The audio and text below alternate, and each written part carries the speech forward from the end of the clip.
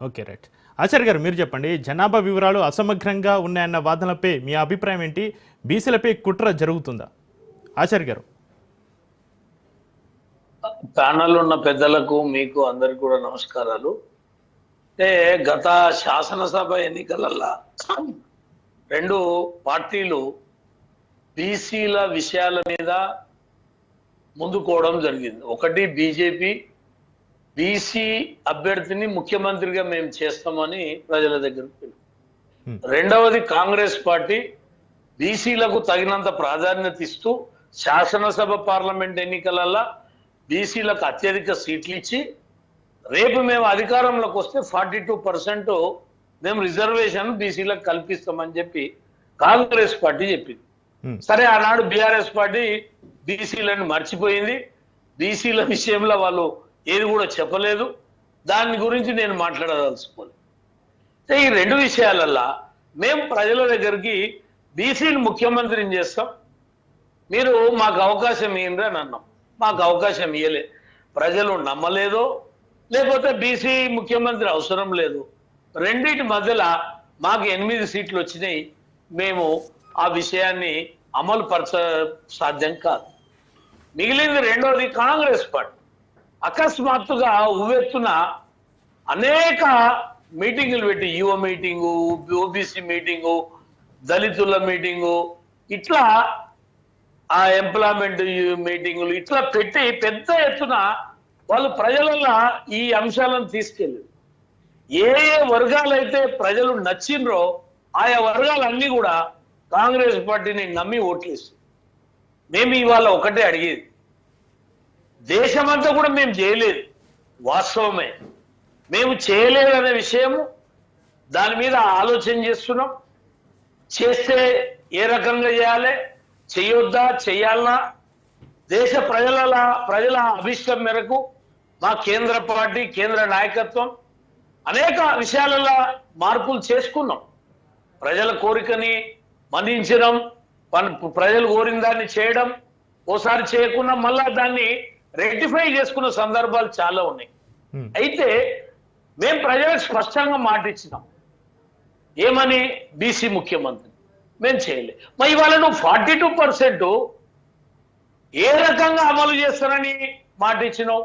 మీదంగా ఇవాళ ఏం మాట్లాడుతున్నాడు అంటే ఆఖరికి బీసీల చెవులల్లా పూలు కాదు బీడీలు పెట్టి. ఎట్లా అంటే ఆయన మా పార్టీకి చెప్పిన మా మహేష్ గౌడ్ని ఇప్పుడే అడిగి వచ్చిన ఆయన ఒప్పుకున్నాడు, 42% పార్టీ పరంగా ఇస్తా.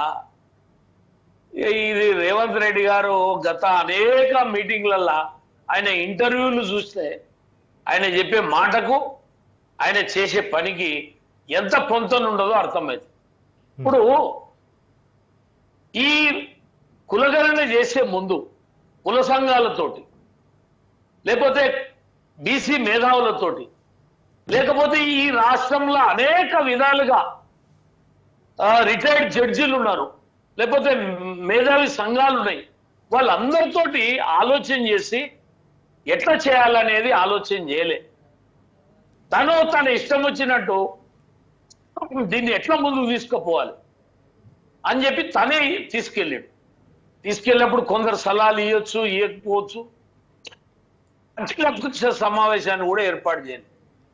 అన్ని పార్టీల యొక్క సలహాలు తీసుకోలే.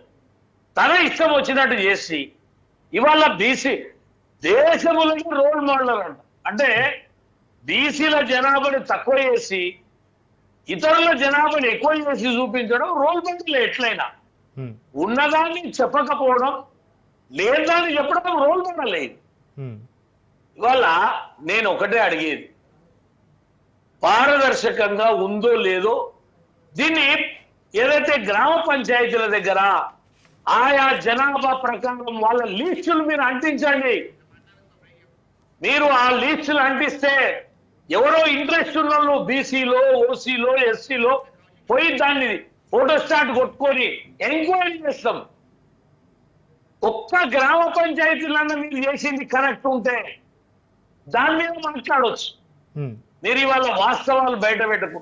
వాళ్ళ ఎస్సీలు అయితే అంటున్నారు. ఆచార్య గారు వాళ్ళ ఇప్పుడు మాదిగా చూడు. ఆచార్య గారు ఇప్పుడు బీజేపీ పైన కూడా విమర్శలు అయితే వస్తున్నాయి. 2011లో కాంగ్రెస్ కేంద్రంలో అధికారంలో ఉన్నప్పుడు మీరు జనగణనతో పాటు కుల గణన కూడా చేయాలని మీరు ఒత్తిడి తీసుకొచ్చారు కాంగ్రెస్ పైన. ఇప్పుడు కాంగ్రెస్ ఎప్పుడైతే ఏ అయితే రాష్ట్రాలు ఉన్నాయో ఆ రాష్ట్రాల్లో అయితే కుల గణనకి రేపు కూడా చేపడుతుంది. మేము మరి మనసు బీజేపీ మార్చుకొని 2025లో కుల గణన ఎందుకు ఇంతమంది చెప్పలేకపోతుంది జనగణనతో పాటు? మేధావులు చెప్తున్నారు, అన్ని పార్టీలు చెప్తున్నాయి. ఇక రాహుల్ గాంధీకి అయితే ఇక పదే పదే ఏది చేసేది లేట్ అయినా మేము చేయమన్నా ఆయన దాన్ని చేయమంటాడు. ఇప్పుడు ఓసారి ఏముంటుందంటే ఇవాళ చేయటం తోటి లాభం ఏంది, చేయకపోతే నష్టం ఏంది, ఇవన్నీ కూడా పార్టీ బేరీ చేసుకుంటాం. చేయడం ఆవశ్యకతని గుర్తించి అవకాశం వస్తే పార్టీ చేసే అవకాశం కూడా ఉంటది. దేశంలో ప్రజలందరూ కోరుకున్నప్పుడు ప్రజాభిష్టానికి వ్యతిరేకంగా ఏ పార్టీ పోయినా మనుగడ సాగించదు. అయితే దీనివల్ల లాభ నష్టాలు బేరీ చేసి, అంటే బీసీలకు ఎంతవరకు నష్టం జరుగుతుంది చేయకపోతే, చేస్తే ఎంతవరకు లాభం జరుగుతుంది, ఏ కోణం చేత చేయాలనేది కూడా మా పార్టీ కూడా మేము ఆలోచన చేస్తాం కదా. ఇంతమంది మేధావులు పెద్దలు చెప్తున్నప్పుడు మేము మొండిగేయడం అనేది కాదు కదా. మేము ఒకటే అడిగేది, ఇంత మొండిగా దేశంలో పార్లమెంట్ లో వల్ల గుద్ది మాట్లాడుతున్నాడు కదా రాహుల్ గాంధీ. మరి తెలంగాణలో ఇది బయటకు వచ్చిన తర్వాత బీసీలు గొంతు దించుకొని ఆల్ పార్టీస్ అన్ని సంఘాలు వ్యతిరేకిస్తుంటే రాహుల్ గాంధీ ఎందుకు దీని మీద మళ్ళొకసారి ఎంక్వైరీ చేయడానికి ఎందుకు చెప్తలేడు? రైట్ మాట్లాడు. దీని మీద ఆయన ఎందుకు మాట్లాడతలేడు? ఇలా తన సొంత పార్టీ ఎమ్మెల్సీ ఇంత బయట మాట్లాడి ఆచార్య గారు మాట్లాడు. ఆయన మల్లన్న గారు మాట్లాడిన పదజాలాన్ని నేను మాట్లాడలేకపోతున్నా. ఆ కాగితం దేనికి అక్కరవసరం అని కూడా చెప్పిండు ఆయన. ఆచార్య గారు మళ్ళీ మీకు అవకాశం కల్పిస్తాను. నా కోరిక ఒకటే, కాంగ్రెస్ పార్టీ పారదర్శకంగా చేయమను. అది కరెక్ట్ ఉంటే దేశం అంతా కూడా ఎందుకు ఇంప్లిమెంట్ చేయాలి? ఎలా కేసీఆర్ గారు రైతు బంధు పెట్టిండ్రు, పారదర్శకంగా రైతులందరికీ 10,000 ఇస్తున్నప్పుడు దేశమంతా కూడా మోడీ గారు దాన్ని ప్రవేశపెట్టినా లేదా? సరే 10 ఎక్కువ ఇచ్చినా మేము దేశమంతా ఇవ్వాలి కాబట్టి మా శక్తి కొలది మేము ఇచ్చినాం.